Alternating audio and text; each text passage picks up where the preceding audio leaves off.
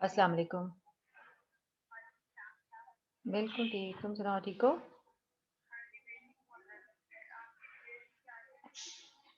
बिल्कुल ठीक, अल्लाह का शुक्र। तुम किधर हो? आई हुई अम्मी की तरफ के? कोई नहीं, हाँ मैं घर पे ही हूँ।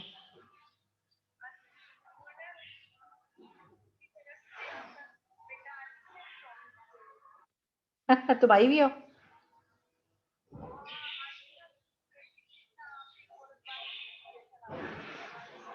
वही चीज। ओहो। लेकिन हुआ फिर भी। दोनों दोनों वैक्सीनेशन की हो गई थी। तो वही ना, दूसरी के बाद तो वो इम्यूनिटी डेवलप होती है, और वो भी थोड़े अरसे के बाद।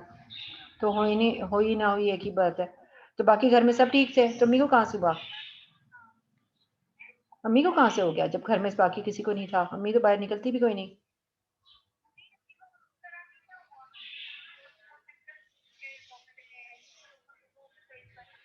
चलो, जो भी है, थोड़ा बहुत तो असर हुआ ना, थकावट और ये चीजें तो फिर रह जाती है ना।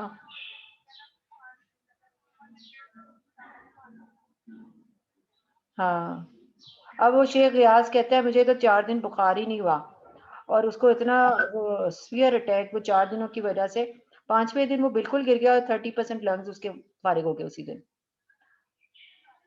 शेख रियाज। 3 दिन उसको बुखार ही नहीं हुआ, सिर्फ जिस्म में दर्द था और कुछ भी नहीं था। तो उसके बाद उसने फिर मेडिसिन नहीं ली, क्योंकि वो डॉक्टर अफजा ने कहा था कि ज़रूरत नहीं है, जब बुखार ही नहीं है तो फिर क्या करना है आपने, कोई एजोमिक्स वगैरह लेके।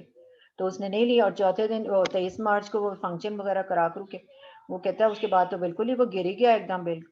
और फिर उसके बाद उसने जब टेस्ट उस्ट कराए तो पता चला कि उसको है, और लंग्स शंग्स उसके 30% तक तब तक फारिग हो गए थे। अब अल्लाह का शुक्र है, हाँ वो काफ़ी ज़्यादा उसको हुआ। तो वो यही कह रहा था कि सिम्टम ही नहीं थे, बुखार ही नहीं था, तो मैंने मेडिसिन नहीं स्टार्ट की, लेकिन गलती हो गई, ये कर लेनी चाहिए थी। तो बहरहाल अब वो बेहतर है, काफ़ी बेहतर है, परसों मेरी बात हुई थी। हाँ। तो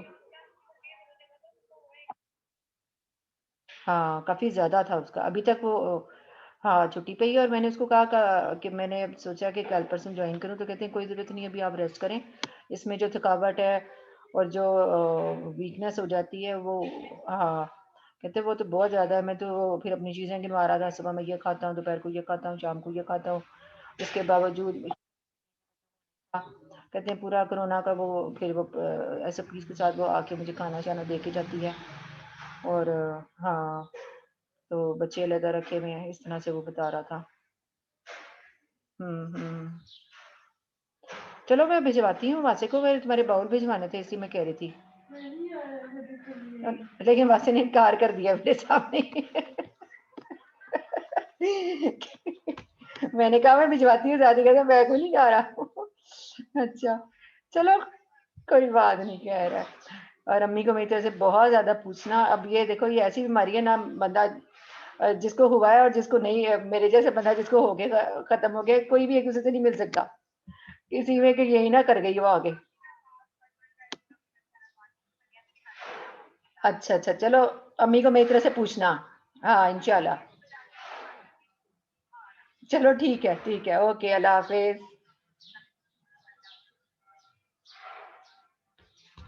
कहती जा आके स्ट्रॉबेरी ले जा वहां से। मुझे भी ये लग रहा था तुमने यही कहना है।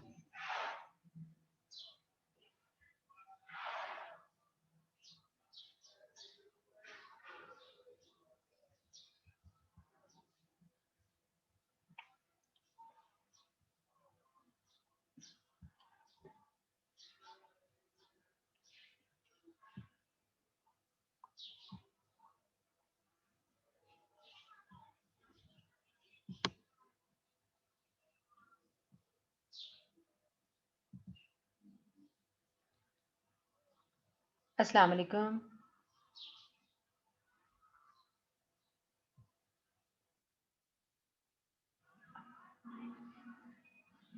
आवाज आ रही है बेटा?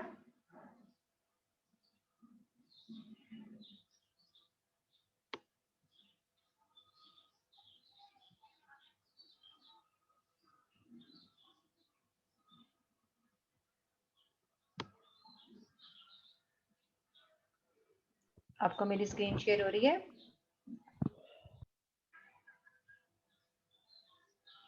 लारेब आपके अलावा बाकी भी कोई भी नहीं आया?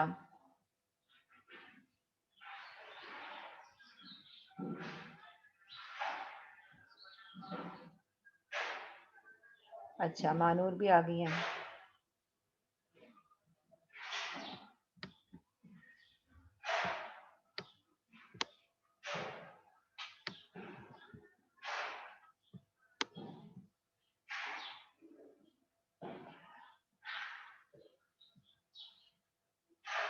लास्ट मैंने एक क्लास ली थी, उसमें ना मेरे ख्याल है महा थी, तो उसने मुझे बताया कि कंडीशनल प्रोबेबिलिटी तो नहीं है, और उसके बाद नेक्स्ट चैप्टर भी नहीं है रैंडम वाला, और रैंडम वेरिएबल के बाद उसने मुझे बताया कि नेक्स्ट चैप्टर है। ये बात करेक्ट है ना कि रैंडम वेरिएबल नहीं है? नो में 7th चैप्टर नहीं है, 8th है। ओके, इससे वेरी नेक्स्ट चैप्टर जो है ना, वो हमने थोड़ा सा उस दिन स्टार्ट किया था। आज मैं फिर उसका थोड़ा सा ब्रीफली इंट्रोडक्शन कराते हुए आगे चलते हैं। जिस तरह वेरिएबल की टाइप्स दो होती है ना, तो आपकी जो वो है यहाँ पर रैंडम वेरिएबल की टाइप्स, वो भी दो हैं। वेरिएबल दो टाइप्स के हैं, डिस्क्रीट एंड कंटिन्यूस। तो इसी तरह से आपके पास जो है रैंडम वेरिएबल, वो भी दो ही तरह के हैं, ठीक है। एक ये डिस्क्रीट वाला है और दूसरा ये कंटिन्यूस। जिस तरह जो क्राइटेरिया डिस्क्रीट कंटिन्यूस का सिंपल वेरिएबल में था, वही रैंडम वेरिएबल में है, ठीक है। सेम उन्हीं लाइंस पे इनको भी हम कंसीडर करेंगे, ठीक है। अच्छा, डिस्क्रीट वेरिएबल जो है वो काउंटेबल नंबर्स को शो करता है, यानी 1 2 3 इस तरह से। और जो डिस्क्रीट कंटिन्यूस है, वो दो नंबर लाइंस के दो पॉइंट्स के बिटवीन सारे जितने भी पॉसिबल इंटरवल्स हो सकते हैं, वो सब इंक्लूड होंगे, तो वो कंटिन्यूस वेरिएबल होगा।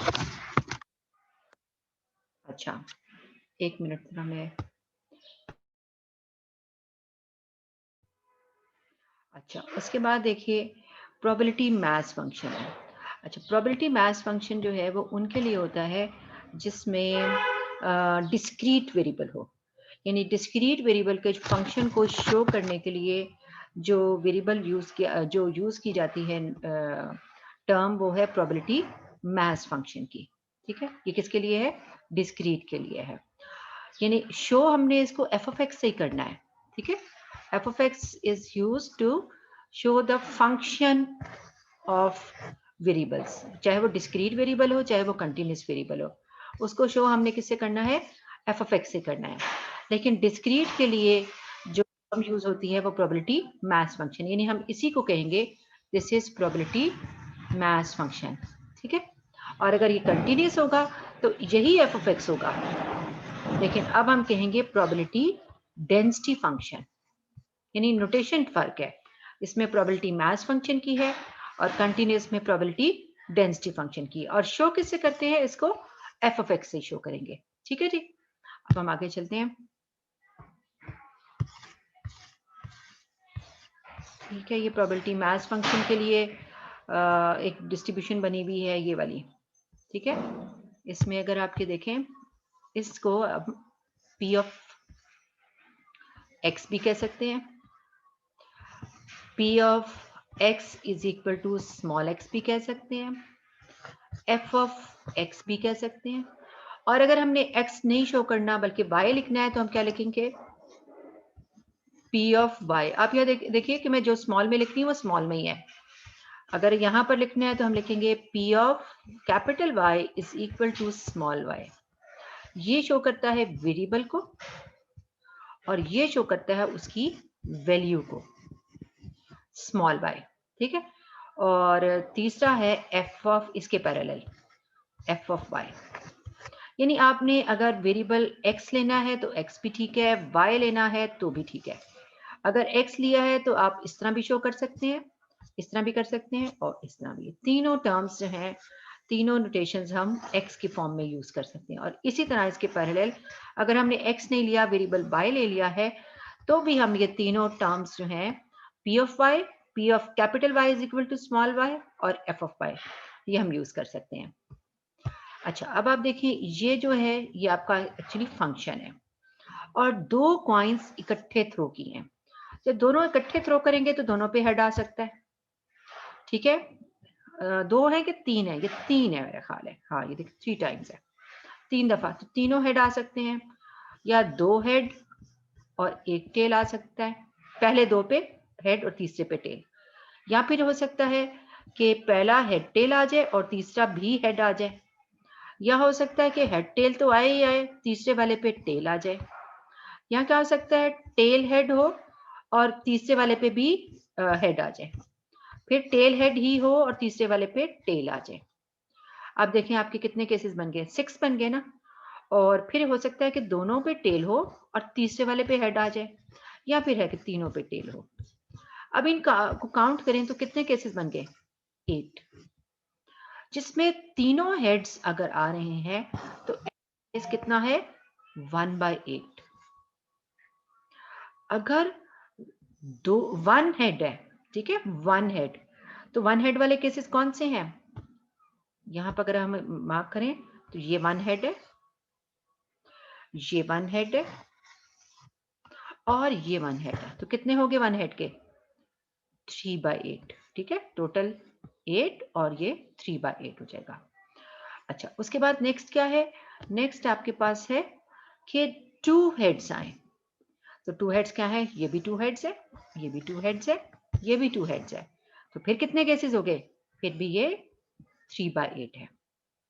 और फाइनली क्या है कि तीनों के तीनों जो हैं वो आपके हेड्स आ जाएं। अगर हमारा ये हेड को शो कर रहा है तो तीनों के तीनों हेड आएंगे तो ये आ जाएगा, और कोई भी हेड ना आए तो फिर क्या है, ये वाला केस हो जाएगा। ठीक है, तो इसलिए ये दोनों सेम है, 1/8 1/8, कि कोई हेड नहीं, नो हेड। 0 का मतलब है नो हेड और 3 का मतलब है all 3 are head. All 3 head ये वाला हो जाएगा, और नो वाला केस जो है वो आपका ये लास्ट वाला नो होगा, ये वाला नो हेड। ठीक है, तो इस तरह से आपकी डिस्ट्रीब्यूशन जो है वो क्या बन रही है, 1/8, 3/8, 3/8, 1/8। और अगर हम इसका टोटल कर दें, यहाँ से समीशन ले लें, तो इसका आंसर 8/8 आएगा। और प्रोबेबिलिटीज का सम जो है वो हमेशा किसके इक्वल होना चाहिए, वो 1 के इक्वल होना चाहिए। तो आपकी जो डिस्ट्रीब्यूशन है, इस डिस्ट्रीब्यूशन को कहेंगे this is probability distribution, probability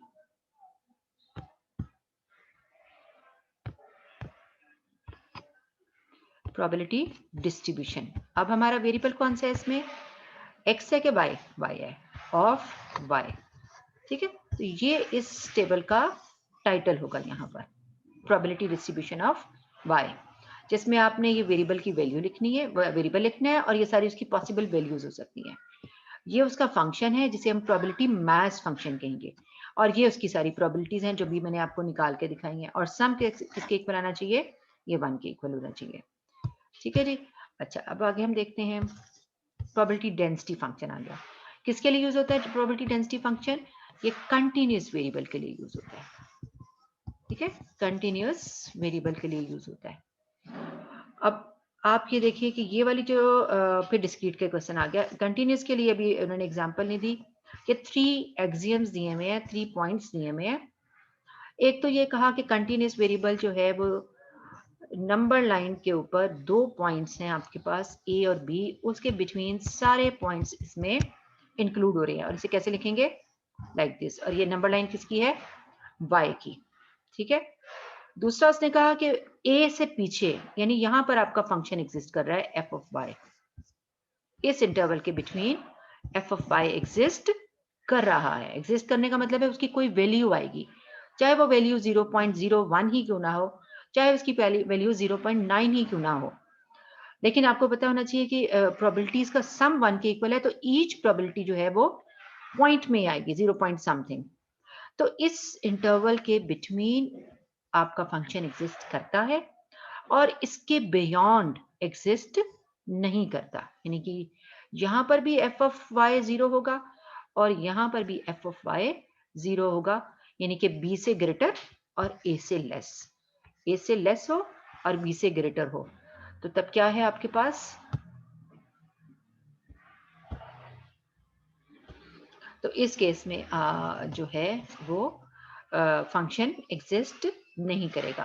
तो यही आपको 3 पॉइंट्स यहाँ बताए हुए कि ए से लेस हो तो भी फंक्शन एग्जिस्ट नहीं करेगा, बी से ग्रेटर हो तो भी फंक्शन एग्जिस्ट नहीं करेगा, और ए से बी के दरमियान में फंक्शन एग्जिस्ट करेगा। अच्छा, इसके बाद है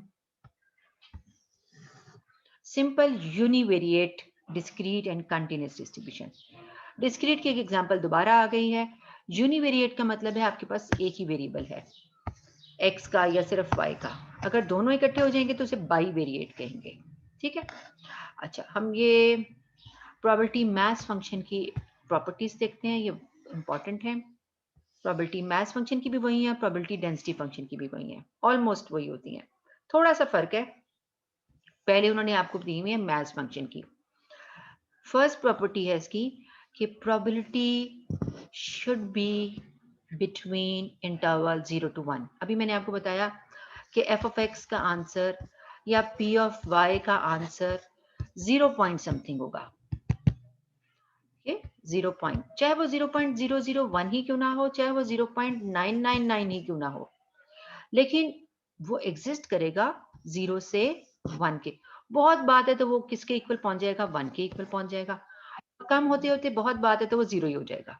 इसलिए यहाँ पर ये देखें आप, इक्वलिटी भी लिखी हुई है कि वो 0 के इक्वल भी हो सकता है और 1 के इक्वल भी हो सकता है और इससे कम भी हो सकता है, लेकिन बहरहाल A1 से बड़ा नहीं हो सकता और नेगेटिव नहीं हो सकता। ये दो इंपॉर्टेंट बातें हैं। ठीक है, कि नेगेटिव भी नहीं हो सकता और 1 से ग्रेटर भी नहीं हो सकता। दूसरी बात ये है सम ऑफ ऑल प्रोबेबिलिटीज, इसे कह देंगे sum of all probabilities is equal to 1। तो ये इसकी दो प्रोबेबिलिटी मास फंक्शन की प्रॉपर्टीज हैं। डेंसिटी फंक्शन की भी पहली तो सेम है, दूसरी जो है उसका लिखने का वे जरा डिफरेंट है, क्योंकि आप लोगों ने मैथ्स पढ़े होंगे और आपने इंटीग्रेशन पढ़ ली है मैथ्स में, डिफरेंशिएशन और integration d over d x d y by d x पढ़ लिया ये आपने, और integration f of x d x. नहीं। ओके, अच्छा चलिए कोई बात नहीं, हम इंशाल्लाह इसको थोड़ा सा देखेंगे। डिस्क्रीट में हम प्रोबेबिलिटीज का सम करते हैं, क्योंकि हमारे पास एक टेबल बनता है। डिस्क्रीट में प्रोबेबिलिटी का एक टेबल बनेगा, जैसे अभी हमने देखा y की वैल्यूज है 0 1 2 3 कुछ भी हो सकती हैं, और यहाँ पर p ऑफ y या f ऑफ y हो सकता है, और इसका सम जो है यहाँ पर 0 पॉइंट समथिंग 0 पॉइंट समथिंग, और इसका सम जो है वो 1 के इक्वल होगा। ठीक है, अगर हम इसका सम कर लें तो इसे कहेंगे this is probability distribution of y। अब आप देखें इन सबको तो हम सम करेंगे तो 1 के इक्वल आ जाएगा, लेकिन जब हमारे पास कंटिन्यूअस डिस्ट्रीब्यूशन होगी तो एक नंबर लाइन है ए से बी के दरमियान। अब इस पॉइंट पे प्रोबेबिलिटी कैलकुलेट करें, फिर इसके बाद इस पे करें, इस पे करें, इस पे करें, इतने सारे पॉइंट्स हमने इनकी प्रोबेबिलिटीज कैलकुलेट करते जाएं। और अभी आप देखें इतने सारे पॉइंट्स दरमियान में और भी रह गए हैं, वो भी सारे शामिल कर लें। तो हमारे लिए पॉसिबल नहीं है कि हम सारे पॉइंट्स पे प्रोबेबिलिटीज कैलकुलेट करें और फिर उनको सम कर लें ताकि सम जो है वो 1 के इक्वल आ जाए। ये हम कर नहीं सकते कंटिन्यूस में, जिस तरह से कि हमने डिस्क्रीट में किया हुआ है। तो हम कंटिन्यूस में क्या करेंगे, हम कंटिन्यूस में करते हैं ए से बी के दरमियान जब हमने सम करना होगा, तो एक्चुअली यहाँ पर इसको सम करने का दूसरा वे है कि इसका एरिया फाइंड कर लें। क्या फाइंड कर लें? एरिया। एरिया का मतलब इसके दरमियान में जो शेडेड स्पेस है वो क्या है, तो उसमें इंटीग्रेशन का ये साइन होता है। ए से बी तक लेंगे, हम उसको इंटीग्रेट करेंगे जो फंक्शन यहाँ पर एग्जिस्ट कर रहा है एफ ऑफ एक्स को, और इसका रिजल्ट क्या आना चाहिए, इसका आंसर आना चाहिए 1। तो आपके पास इंटीग्रेशन ये है कि इसके पैरेलल प्रोबेबिलिटी डेंसिटी फंक्शन में हम ये लिखेंगे, प्रोबेबिलिटी मास फंक्शन में हम ये लिखेंगे। फर्स्ट प्रॉपर्टी जो है वो दोनों के लिए सेम होगी, चाहे वो प्रोबेबिलिटी डेंसिटी फंक्शन होगा या प्रोबेबिलिटी मास फंक्शन होगा, दोनों के लिए सेम होगी। ठीक है जी। अच्छा, अभी एग्जाम्पल देखते हैं। एग्जाम्पल देखिए 8.2। A committee of size 3 is selected at random from 3 women and 5 men. तो वुमेन का हमने लिख लिया 3 है, मैन लिख लिया 5 है, टोटल लिख लिया 8 है। जिस तरह हम क्लास में याद है हमने क्वेश्चंस किए थे बॉल्स का, कि रेड बॉल्स हैं, ग्रीन बॉल्स हैं, येलो बॉल्स हैं और फिर टोटल बॉल्स हैं, और फिर सबका हमने इस तरह से काउंट लिख लिया था। ठीक है ना। तो यहाँ पर भी हमने इस तरह से इनका काउंट लिख लिया, तो 8 है। हमने ये काम पहले भी किया था जी। चैट में लारेब क्या कह रही हैं पता नहीं, चलें। अच्छा, अब हमने क्या करना है उसके बाद, ऑब्टेन अ प्रोबेबिलिटी डिस्ट्रीब्यूशन, यानी कि हमें वो टेबल चाहिए। ठीक है, हमें ये टेबल चाहिए। अच्छा, अब उस टेबल में उसने कहा नंबर ऑफ वुमेन का, वुमेन को हम अगर फॉर एग्जांपल एक्स से शो कर दें, तो हमने सिलेक्ट कितनी करनी है, कमेटी ऑफ साइज 3 की सिलेक्ट करनी है। उसने कहा कोई भी वुमेन ना हो। ठीक है, कोई भी वुमेन ना हो, एक वुमेन हो उस टीम में, यानी हमने 3 बंदे सिलेक्ट करने हैं। ठीक है, 3 जो सिलेक्शन है उसमें एक वुमेन भी हो सकती है, नो वुमेन भी हो सकती है। नो वुमेन, ओहो, नो वुमेन ऐसे लिख दिया मैंने, नो वुमेन, 2 वुमेन भी हो सकती हैं और तीनों की तीनों भी वुमेन हो सकती हैं, तो ये भी आ सकता है। और 1 वाला केस तो मैंने लिखा नहीं, नो वुमेन, 1 वुमेन, 2 वुमेन और 3 वुमेन। ठीक है, तो इसका मतलब है ये हमारे केसेस बन गए। ठीक, और इसके लिए हम क्या लिखेंगे, एफ ऑफ एक्स। प्रोबेबिलिटीज निकालने के लिए ये बात तो आपको पता है ना कि हम कैसे निकालते हैं, n of n C x ऐसे लिखते हैं ना।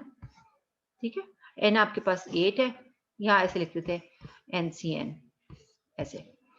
अब हमारे पास कैपिटल एन जो है वो 8 है, और जितने हमने सेलेक्ट करने हैं, या एन आर लिख लेते हैं, एन सी आर, जितने हमने सेलेक्ट करने हैं वो 3 हैं। तो 8C3 आपका 56 जो है वो क्या आ जाएगा, डिनोमिनेटर, यानी कि इसका डिनोमिनेटर क्या आएगा, 56। हर एक का डिनोमिनेटर 56। न्यूमिनेटर में क्या आएगा, आपने पहले भी ये काम किया हुआ है, बता सकते हैं कि न्यूमिनेटर में क्या आएगा।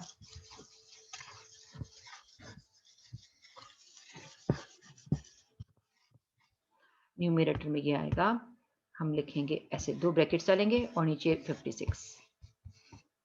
इस ब्रैकेट में क्या लिखेंगे, 3, इसमें 5। ठीक है ना। अगले वाले का आंसर में फिर हमें 2 ब्रैकेट डालेंगे, डिवाइडेड बाय 56। पहला वाला केस ये वाला, यहां लिखेंगे 0 और तीनों के तीनों मेन सिलेक्ट हो गए। इसमें लिखेंगे 1, और जब 1 यहां आ जाएगा तो यहां क्या आएगा, बताएं जरा। 2 बिल्कुल ठीक जी, यहाँ 2 आ जाएगा। इसको, हाँ जी 2 आ जाएगा। इसको सॉल्व करेंगे तो यहाँ आंसर आ जाएगा। ठीक है, इसको सॉल्व करेंगे तो यहाँ आ जाएगा। अच्छा, अब थर्ड का बताएं क्या आएगा। फिर हमने ऐसे ही करना है, 2 ब्रैकेट लगानी है ऊपर, नीचे 56। अच्छा, 3C अब हम लिखेंगे 2, क्योंकि ये 2 है। 3C 2 लिखा तो 5C क्या आएगा, 5C, क्योंकि हमें 3 की टीम सेलेक्ट करनी है। 1, बिल्कुल ठीक। और लास्ट वाला क्या आएगा, 3C 3, 5C 0 डिवाइडेड बाय 56। ठीक है, तो इस तरह से आपके पास ये दोनों आंसर्स भी आ गए, और इन सब का सम कितना आना चाहिए, 1। अब हम आगे देखते हैं कि क्या इसका आंसर 1 आ रहा है। ये देखिए सारे रिजल्ट्स आपके सामने यहाँ लिखे हुए हैं। अगर हम इन सबको यहाँ पर ऐड कर लें तो इसका आंसर क्या आना चाहिए 1, 10, 30, 40 हो गए, 40 और 15, 60, 65 और ये 60 10, 30, 40, 50, 55, 56। ठीक है जी, 56/56 आ गया, तो ये आपके पास 1 आ जाएगा। ठीक है, अब ये एग्जाम्पल आपकी हो गई। आपने दूसरी एग्जाम्पल खुद से कर लेनी है, ये वाली। ठीक, अच्छा उसके बाद देखिए 8.4, ये एग्जाम्पल भी आपने खुद से कर लेनी है। अगर आपको इसमें समझ नहीं आएगी तो फिर आप मुझसे पूछ लीजिएगा। और 8.4 तक ही करनी है आपने, 8.5 इंशाल्लाह हम कल करेंगे। ठीक है, यहाँ तक आपका। अच्छा, इसके बाद हम एग्जाम्पल्स के साथ साथ मैं आपको क्वेश्चन भी एक्सरसाइज में देती हूँ।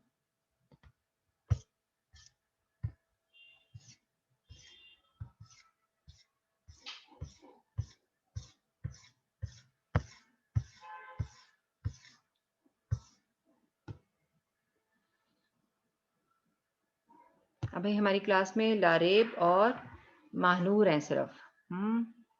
चलें,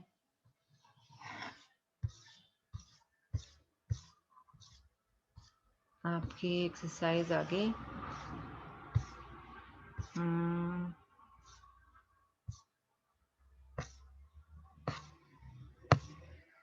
ये एक्सरसाइज है। अच्छा, आपने होमवर्क में क्वेश्चन करना है 8.6। 8.6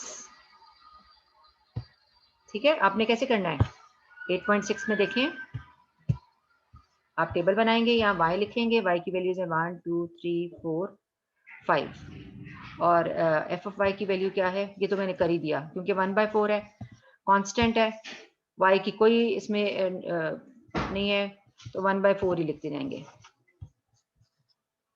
ठीक है, अब मुझे बताएं ये कितने बार हो गए 1/4, ये तो 5/4 हो गया। तो इसका मतलब ये होगा कि ये एक फंक्शन नहीं है आपका, क्योंकि आंसर क्या आना चाहिए था 4/4। अगर अब इनको सम करो तो ये तो 5/4 हो गया, तो ये आपका फंक्शन ही नहीं है, प्रोबेबिलिटी मैथ्स फंक्शन ही नहीं है। चलिए, ये क्वेश्चन तो भी हो गया। आपने इसी तरह से इनको भी चेक करना है कि इनमें से कौन सा प्रोबेबिलिटी मैथ्स फंक्शन है। ठीक है, और इसमें सी की वैल्यू निकालनी है इसी प्रॉपर्टी का यूज करके कि sum of F of Y should be equal to 1।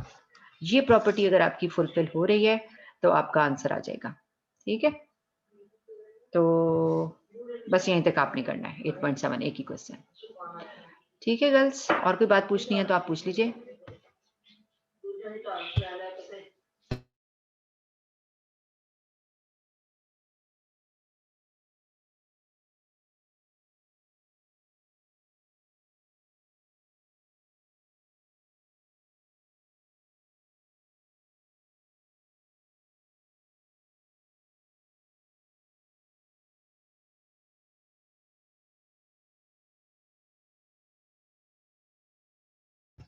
Ji girls, आपने को नहीं कुछ पूछना है कि बस इतना काफी है क्वेश्चन 8.7 तक हो जाएंगे आपसे क्वेश्चंस? यस मिस हो जाएंगी। चलिए ठीक है, ओके जी, अल्लाह हाफिज।